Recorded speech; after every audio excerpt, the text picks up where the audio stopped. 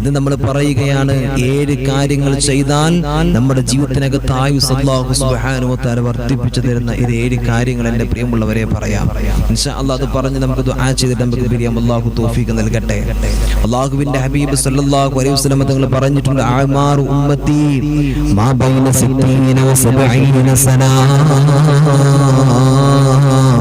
എന്റെ ഉമ്മത്തിന്റെ ആയുസ് എന്ന് പറയുന്നത് 60-ന്റെയും 70-ന്റെയും ഇടയിലാണെന്ന് അവിടുന്ന് അല്ലാഹുവിന്റെ ഹബീബ് നബി മുഹമ്മദ് മുസ്തഫ സല്ലല്ലാഹു അലൈഹി വസല്ലം തങ്ങൾ ഓർമ്മപ്പെടുത്തിയിട്ടുണ്ട്.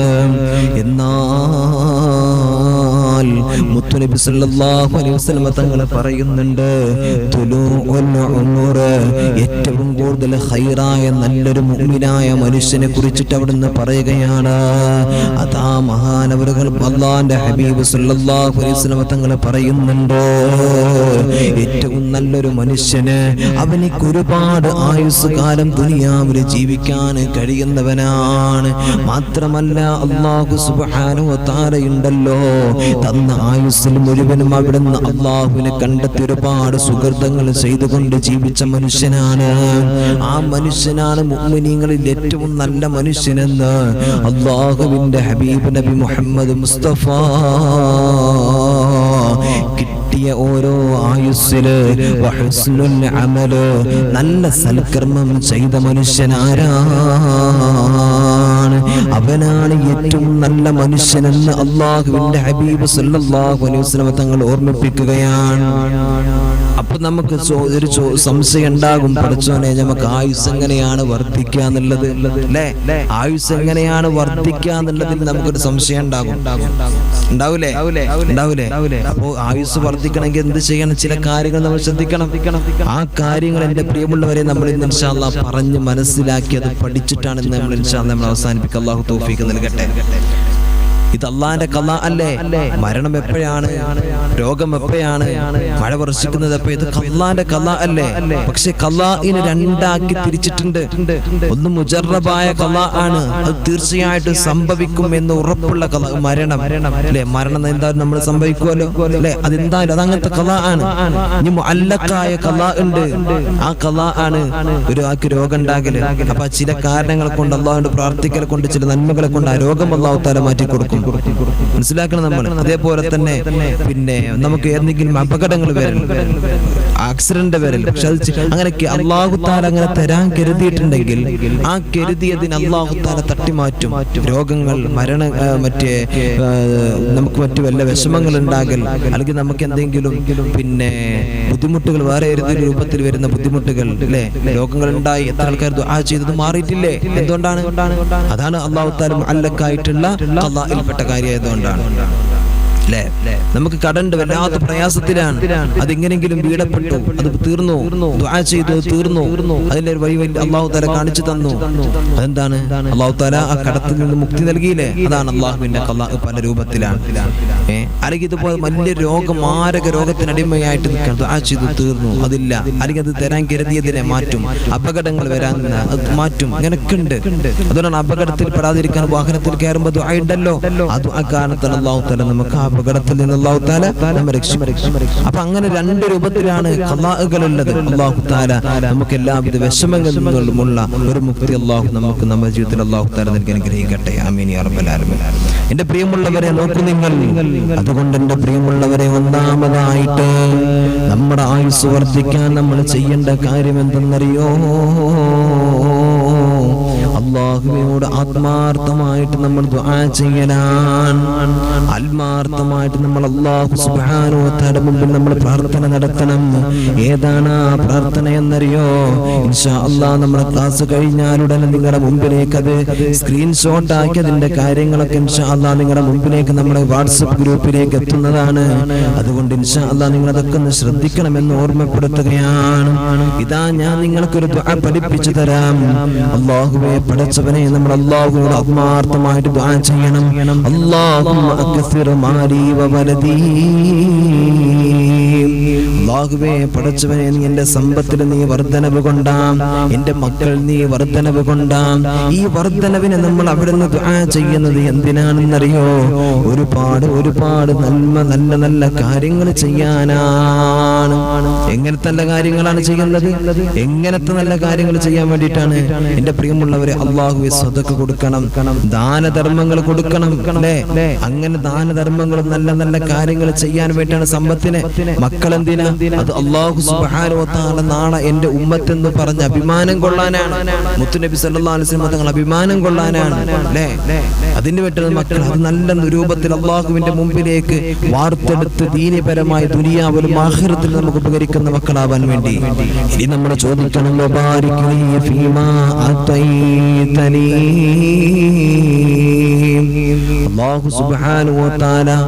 അല്ലാഹു സുബ്ഹാനഹു വ തആലയോട് പറയണം, റബ്ബേ നീ എനിക്ക് ഒരുപാട് അനുഗ്രഹങ്ങൾ ചെയ്തു തന്നിട്ടുണ്ടല്ലോ, ഇതിലെല്ലാം നീ എനിക്ക് ബർക്കത്ത് നൽകണേ അല്ലാ. നീ ചെയ്തു തന്ന എല്ലാ കാര്യത്തിലും, നീ നൽകിയ എല്ലാ കാര്യത്തിലും എനിക്ക് നീ ബർക്കത്ത് നൽകണേ അല്ലാ. നമ്മുടെ സമ്പത്ത്, നമ്മുടെ ഭാര്യ, നമ്മുടെ മക്കൾ, നമ്മുടെ കുടുംബം, നമ്മുടെ മാതാപിതാക്കൾ, നമ്മുടെ കൂട്ടുകാർ, നമ്മുടെ ജോലി, എല്ലാ കാര്യത്തിലും ബർക്കത്ത് വേണം. ബർക്കത്തില്ലെങ്കിൽ എല്ലാം ഇങ്ങനെ ഉണ്ട് എന്നുള്ളൂ, പക്ഷെ പ്രയാസങ്ങൾ മാറിക്കിട്ടൂല. അതിനാണ് ബർക്കത്തിനെ ചോദിക്കുന്നത്. റജബും ശഅബാനും അല്ലാഹു തആല തന്നെ ബർക്കത്തിനെ ചോദിക്കാനാണല്ലോ. അത് പ്രത്യേകമായിട്ട് അതിനുള്ളൊരു മാസമായിട്ട് മാറ്റി, 2 മാസങ്ങളല്ലേ അള്ളാഹുവിന്റെ ബർക്കത്തിനെ ചോദിക്കാൻ. എന്നാൽ നമ്മൾ ഈ അല്ലാത്ത സമയത്ത് നമ്മൾ അള്ളാഹുവിനോട് ചോദിക്കുന്നു, പടച്ചവനെ നീ എനിക്ക് തന്നിട്ടുള്ളതിൽ നീ ബർക്കത്ത് നൽകണേ അല്ലാഹ് ചോദിക്കണം. പിന്നെയോ വഅത്തുൽ ഹയാതി അലാ ത്വാഅതിക, അല്ലാഹുവിനോട് ചോദിക്കണം, അല്ലാഹുവേ നിന്നെ അനുസരിച്ചുകൊണ്ട്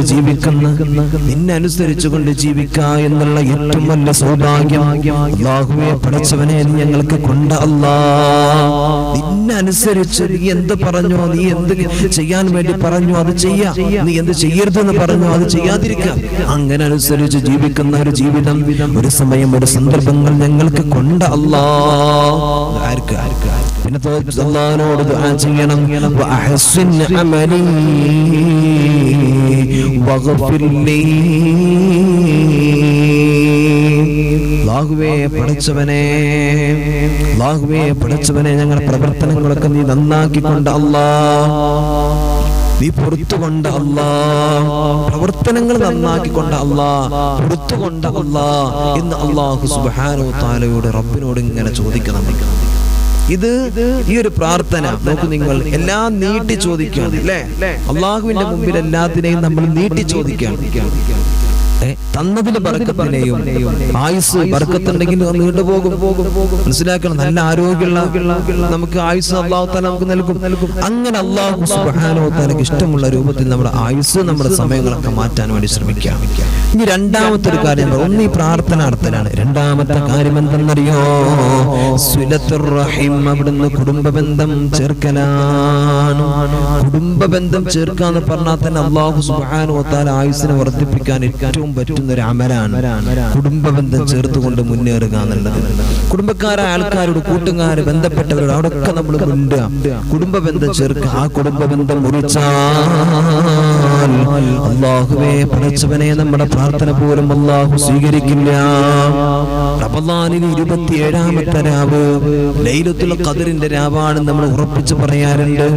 ആ സമയത്തൊക്കെ നമ്മുടെ പള്ളിയിൽ ഉസ്താദന്മാർ 21ന്റെ രാത്രി, 22ന്റെ രാത്രിയിൽ, അതേപോലെ തന്നെ 25ന്റെ രാത്രിയിൽ, അല്ലെ 21ന്റെ രാത്രി, 23ന്റെ രാത്രിയിൽ, 25ന്റെ രാത്രിയിൽ, 27ന്റെ രാത്രിയിൽ, 29ന്റെ രാത്രിയിൽ, ഈ രാത്രിയൊക്കെ ലൈലത്തുൽ ഖദർ നമ്മൾ പ്രതീക്ഷിച്ചിരിക്കുന്ന ആളുകളാണ്. ഇതിങ്ങനെ പ്രതീക്ഷിച്ചിരിക്കുമ്പോ നമ്മുടെ ഉസ്താദന്മാര് പറയും, കുടുംബബന്ധം മുറിച്ചവരുടെ അവസ്ഥ. നിങ്ങൾക്ക് അല്ലാഹുവിന്റെ ഏറ്റവും വലിയതായിട്ടുള്ള ഇന്നത്തെ അനുഗ്രഹമില്ല. അതേപോലെ തന്നെ പല സന്ദർഭങ്ങൾ, വലിയ വലിയ സന്ദർഭങ്ങൾ വരുമ്പോ അവിടെയൊക്കെ നമ്മൾ ഉസ്താദന്മാര് പള്ളിയിൽ നിന്ന് പഠിപ്പിക്കും, ക്ലാസ്സിലൊക്കെ ഓർമ്മപ്പെടുത്തുന്ന കാര്യം എന്താണ്? ഇന്നത്തെ ദിവസം നിങ്ങൾക്ക് അനുഗ്രഹങ്ങൾ, അല്ലാഹുവിന്റെ അനുഗ്രഹം കിട്ടണമെങ്കിൽ നിങ്ങൾ കുടുംബബന്ധം ചേർക്കണേ എന്ന് മഹാന്മാരായ ഉസ്താദന്മാര് പഠിപ്പിക്കാറുണ്ട്, അല്ലെ? അല്ലാഹുവിന്റെ ഹബീബ് സല്ലല്ലാഹു അലൈഹി വസല്ലം തങ്ങൾ പറയുന്നുണ്ടല്ലോ, കുടുംബബന്ധം അവിടുന്ന് ചേർത്താൽ നമ്മുടെ ആയുസ് വർദ്ധിക്കുന്നതാണ്. കുടുംബബന്ധം നമ്മൾ ചേർക്കൽ കൊണ്ട് നമ്മുടെ ആയുസ്സിൽ അല്ലാഹു സുബ്ഹാനഹു വ തആല വർദ്ധനവ് നൽകുമെന്ന് ഹബീബായ നബി മുഹമ്മദ് മുസ്തഫ. ഒരു ദുആർക്കുന്ന മജ്ലിസിൽ കുടുംബ ബന്ധം മുറിച്ചുകൊണ്ടുള്ള ആരെങ്കിലും ഉണ്ടെങ്കിൽ, മൂത്താപ്പാനോടും വെളാമാനോടും വല്യപ്പാടും ഉമ്മാടും സഹോദരങ്ങളോടൊക്കെ പിണങ്ങി നിൽക്കുന്ന ആളുകളുണ്ടെങ്കിൽ ആ കുടുംബ ബന്ധം മുറിച്ചത് കൊണ്ട് അല്ലാഹു സുബ്ഹാനഹു വ തആല പ്രാർത്ഥനാ സദസ്സിലെ പ്രാർത്ഥന പോലും അല്ലാഹു തആല സ്വീകരിക്കില്ല എന്ന് ഹബീബായ നബി മുഹമ്മദ് മുസ്തഫ സല്ലല്ലാഹു അലൈഹി വസല്ലം തങ്ങൾ ഓർമ്മപ്പെടുത്തുന്നുണ്ട്. ദുആ സ്വീകരിക്കുന്ന വിഷയം മാത്രമല്ല, ആയുസ് വർദ്ധിക്കും. കേട്ടോളൂ, മഹാനായ ദാവൂദ് നബി അലൈഹിസ്സലാത്തു വസ്സലാമിന്റെ മുമ്പിൽ ഒരു മനുഷ്യൻ ഇരിക്കുകയാണ്. ഒരു മനുഷ്യൻ ദാവൂദ് നബി അലൈഹിസ്സലാത്തു വസ്സലാമിന്റെ മുമ്പിൽ ഇങ്ങനെ ഇരിക്കുന്നുണ്ട്. ദാവൂദ് നബി അലൈഹിസ്സലാത്തു വസ്സലാമിനോട് മലക്ക് വന്നിട്ട് പറയാണ്, നബിയെ, ആ മനുഷ്യൻ ഉടനെ മരിക്കും, കുറഞ്ഞ സമയം ആ മനുഷ്യന്റെ ജീവിതത്തിലുള്ളൂ. ആ മനുഷ്യനോട് ഒറ്റയ്ക്ക് നീ മരിക്കാൻ പോവാന്ന് പറയാൻ പറ്റില്ലല്ലോ, നീ ഇപ്പം മരിക്കുന്നു പറയാൻ പറ്റില്ലല്ലോ. ദാവൂദ് നബി അലൈഹിസ്സലാത്തു വസ്സലാം പറഞ്ഞു, മോനെ, നീ നിന്റെ വീട്ടിലേക്ക് ഉടനെ തന്നെ പോണം. എന്നിട്ട് നിന്റെ ഉമ്മയും മറ്റുള്ളവരൊക്കെ കണ്ട് അവിടെ ഒക്കെ ഒന്ന് സംസാരിക്കുന്നത്, ഇവിടുന്ന് വേഗം പോകണം. അങ്ങനെ ആ മനുഷ്യൻ ദാവൂദ് നബി അലൈഹിസ്സലാത്തു വസ്സലാം പറഞ്ഞപ്പോ അവിടെ പോയി. കാരണം എന്താ, അവിടെ വെച്ച് മരിക്കുക, അതപ്പോ കുടുംബത്തിനൊക്കെ വിഷമാവുമല്ലോ. ഇപ്പൊ ആരും മുമ്പിൽ എത്തിക്കഴിഞ്ഞാൽ അവർക്കൊരു സമാധാനം ഉണ്ടാവുമല്ലോ എന്ന് വിചാരിച്ച് ദാവൂദ് നബി അലൈഹിസ്സലാത്തു വസ്സലാം പെട്ടെന്ന് പോകാൻ പറഞ്ഞതാണ്. അങ്ങനെ ദാവൂദ് നബി അലൈഹിസ്സലാത്തു വസ്സലാം ദിവസങ്ങൾ കഴിഞ്ഞു. ആ മനുഷ്യനെ പിറ്റേ ദിവസം കാണുകയാണ്. ഈ മനുഷ്യർ ഇപ്പൊ ഉടനെ മരിക്കുന്നു പറഞ്ഞ മനുഷ്യനെ പിന്നെ ദാവൂദ് നബി കാണുകയാണ്. ദാവൂദ് നബി അലൈഹിസ്സലാത്തു വസ്സലാം അവിടെ നിന്ന് ജിബ്രീൽ അലൈഹിസ്സലാത്തു വസ്സലാമിനോട് ചോദിക്കുന്നുണ്ട്, എന്ത് പറ്റി ജിബ്രീലേ, എന്താണ് ഇത്, സംഭവം എന്താണ്? മരിക്കുമെന്ന് പറഞ്ഞതല്ലേ, എന്നിട്ട് എന്തേ ഈ മനുഷ്യൻ ഇങ്ങനെ എണീറ്റ് നടക്കുന്നത്? മഹാനായ ജിബ്രീൽ അലൈഹിസ്സലാത്തു വസ്സലാം പറയുന്നു, യാ റസൂൽ, ദാവൂദ് നബിയേ, ഈ മനുഷ്യൻ തന്റെ കുടുംബത്തിൽപ്പെട്ട ഒരാളോട്, തന്റെ സഹോദരനോട് അവിടുന്ന് പിണങ്ങിക്കൊണ്ട് കഴിയുന്ന ആളായിരുന്നു. തന്റെ സഹോദരനോട് പിണങ്ങി കഴിയുന്ന ഒരാളായിരുന്നു.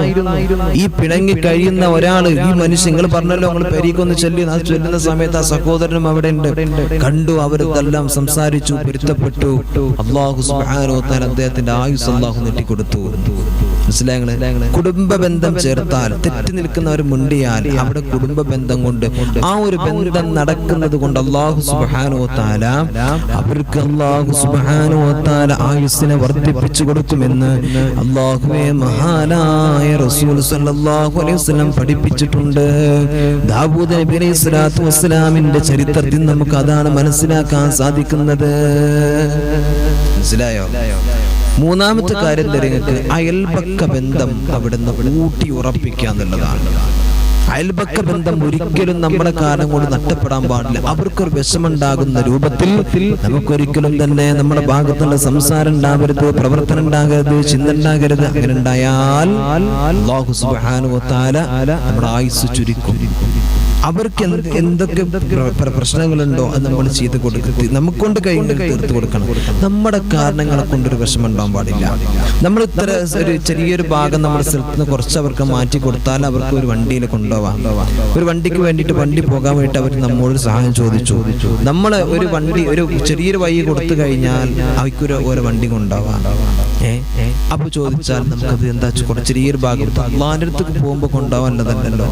ഇതൊക്കെ ദുനിയാവിൽ നമ്മളങ്ങ് മരിച്ചാൽ നമ്മുടെ മക്കളും ബന്ധപ്പെട്ടവരൊക്കെ തല്ലൂടാനുള്ള മുതലാണ്. അതിപ്പോ ഞങ്ങട്ട് എനിക്ക് അവർക്ക് ഇവിടേക്ക് പറഞ്ഞിട്ട് അതിന് വേണ്ടിയിട്ട് തല്ലൂടാനുള്ളതാണ്. മനസ്സിലായോ? അപ്പൊ ആ ഒരു കാര്യം, ആ ഒരു പിന്നെ അളവ്, മനസ്സിലായോ? അത് ഒറ്റ കാര്യങ്ങളെ കൊണ്ട്, ഒരു ചെറിയൊരുത്ത് കൊണ്ട് അപ്പൊ നമുക്ക് ചെറിയൊരു ഭാഗ്യം നഷ്ടപ്പെടുള്ളൂ. പക്ഷെ അതുകൊണ്ട് നമ്മളത് കൊടുക്കാത്തത് കൊണ്ട് അവർക്ക് നമ്മുടെ പ്രാന്ത ചോദിച്ചിട്ട് തന്നിരല്ലോ, അല്ലെ? അങ്ങനെയൊക്കെ വിഷയങ്ങൾ ഇതിന്റെ ഇടയിൽ വരും. അപ്പൊ ദുനിയാവിലും ആഖിറത്തിലും നമുക്കത് കൊടുത്താൽ ബന്ധം മൂട്ടി ഉറപ്പിക്കാനും അതുപോലെ തന്നെ അതിന് വലിയൊരു നന്മയും നമുക്ക് കിട്ടും. ഇനി നേരെ മറിച്ച് നമ്മൾ കൊടുത്തിട്ടില്ലെങ്കിലും ദുനിയാവിലും ആഖിറത്തിലും നമ്മൾ എന്തായി കുറ്റക്കാരായി മാറണം. അള്ളാഹു നമുക്ക് ബോധം നൽകട്ടെ, അല്ലെ? അള്ളാഹു തന്ന സമ്പത്ത് നമ്മൾ മറ്റുള്ളവർ ചോദിച്ചപ്പോ അത് കൊടുത്തില്ല. റബ്ബ് സുബ്ഹാനഹു വ തആല കാണുന്നുണ്ട്, അല്ലെ? എനിക്ക് കുറെ സംഭവങ്ങളുണ്ട്. അള്ളാഹു കാത്തുരക്ഷിക്കട്ടെ.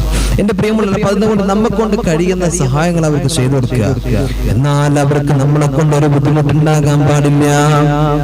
നാലാമത്തെ കാര്യം എന്തെന്നറിയോ? ബിർറുൽ വാലിദൈൻ, മാതാപിതാക്കൾക്ക് ഗുണം ചെയ്യലാണ്. മാതാപിതാക്കൾക്ക് ഗുണം ചെയ്താൽ ഒന്നെന്തറിയോ കിട്ടുക അനുഗ്രഹം? ഞാൻ പറയാം. ഒന്ന് നല്ല മരണം കിട്ടും, നല്ല മരണം കിട്ടും. മാത്രമല്ല നമ്മുടെ എല്ലാ കാര്യത്തിലും അല്ലാഹു തആല ബർക്കത്ത് നൽകുന്ന, നമ്മുടെ സമ്പത്ത്, നമ്മുടെ ജോലി, നമ്മുടെ എല്ലാ കാര്യത്തിലും അല്ലാഹു സുബ്ഹാനഹു വ തആല ബർക്കത്ത് നൽകും മാതാപിതാക്കൾക്ക് ഗുണം ചെയ്താൽ.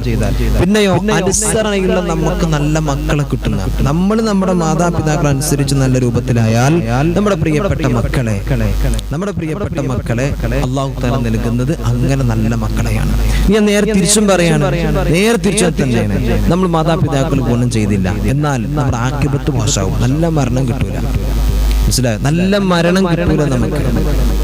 എത്രയോ മഹാന്മാരുടെ ചരിത്രത്തിൽ ദുനിയാവിൽ നല്ല ആളായി ജീവിച്ച ആളുകൾ, കാണുമ്പോൾ നല്ല ആളെന്ന് തോന്നിയ ആളുകൾ, പക്ഷെ മാതാപിതാക്കളോട് വല്ലാത്തൊരു മോശപ്പെട്ട് പെരുമാറിയത് കൊണ്ട് മരണസമയത്ത് വളരെ മോശപ്പെട്ട രൂപത്തിലായ ആളുകളെ നമുക്ക് ഒരുപാട് ചരിത്രങ്ങളുണ്ട്.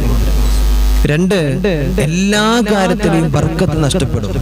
എല്ലാ കാര്യത്തിലും, ജോലിയാവട്ടെ, ജീവിതമാകട്ടെ, കുടുംബജീവിതമാകട്ടെ, എല്ലാ കാര്യത്തിലും ബർക്കത്ത് നഷ്ടപ്പെടും. മൂന്നാമത്തെ, അനുസരണയുള്ള മക്കളെ കിട്ടൂല. മാതാപിതാക്കളെ നമ്മളിങ്ങനെ വേദനിപ്പിക്കൽ കൊണ്ട് നമ്മളെയും വേദനിപ്പിക്കുന്ന മക്കളെയാണ് നമുക്ക് കിട്ടുക. നല്ല വാക്ക് പറഞ്ഞില്ലെങ്കിൽ, അവർക്ക് നോക്കിയിട്ടില്ലെങ്കിൽ, മരുന്ന് വാങ്ങിക്കൊടുത്തില്ലെങ്കിൽ, അവരെ വിഷമിപ്പിച്ചാൽ അല്ലാഹു തആല നമ്മുടെ മക്കളെയും അങ്ങനെ തന്നെയായിട്ടാണ് നമുക്ക് നൽകുന്നത്. അപ്പ പഠിക്കും എന്താണത് എന്നുള്ളത്. മനസ്സിലായോ? അഞ്ചാമത്തെ കാര്യം ഹുസ്നുൽ ഖുൽഖാണ്.